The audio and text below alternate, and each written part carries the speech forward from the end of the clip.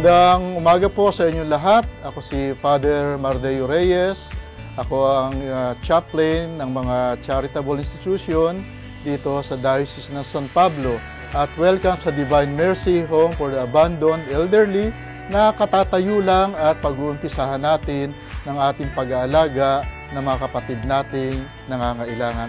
Ito po ay inyong matatagpuan o mapupuntahan sa Silangan Exit, Barangay ng Kanlubang. At ito po ay inyong magagampanan yung tungkulin sa pagpapalago ng ating pananampalataya sa pagtulong sa ating mga nangangailangang mga lolo na ating aalagaan.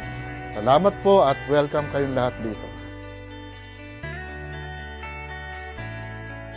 Actually, itong Divine Mercy Home for the Elderly, itinayo lang last year.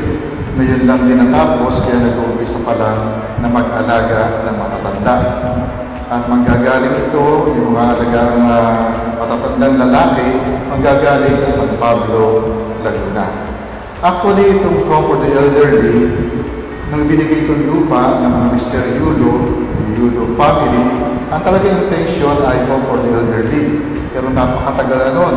Ngayon lang nagsimula itong Home for the Elderly. Dahil magkakaroon na rin ng Divine Mercy Church na para makita kung ano ito yung apostolate ng Divine Mercy Church kailangan ay put into action. So, meron tayo. Sa kasalukuyan, talagang suporta ng Bishop dahil dumadami na rin sa San Pablo at kailangan magkaroon dito ng Divine Mercy dahil sa corporal works of mercy. Yan talaga ang naging inspirasyon ng obispo at ng mga taong tumutulong. Yun lang.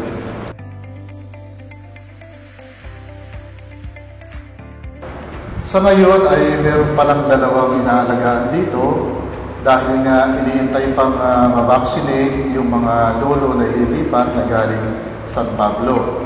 At ang maalagaan dito makaka-accommodate hanggang 25 for now. Kaya ang magagaling sa San Pablo, mga 12, tapos may 2 na nanahan dito, kaya madadagdagan pa yan. Actually, wala naman kami nakakitang magiging suliranin kasi sa experience ko rin sa San Pablo, sa Nazaret Bahay Pag-ibig, talagang ang tao ay nagpupusang tumulong. Kaya in terms of financial na pangangailangan o material, I will rely on divine providence. God will provide everything we need for our brothers and sisters in need. Okay? Sa ngayon ay meron palang dalawang inaalagaan dito dahil nga iniintay pang mabaksinate yung mga lolo na ililipat na galing San Pablo. At ang maalagaan dito makaka-accommodate hanggang 25 for now. Kaya ang magagaling sa San Pablo, mga 12, tapos may 2 na nanahan dito, kaya madadagdagan pa yan.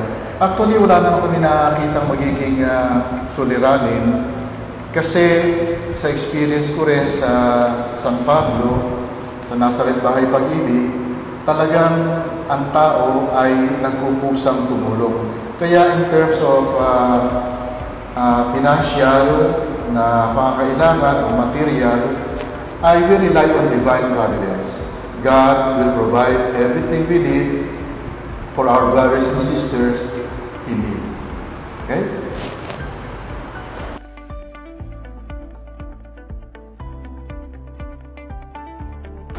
Sa mga kapatid natin na makakapanood nito, ang sinasabi ko na sa inyo, come and see.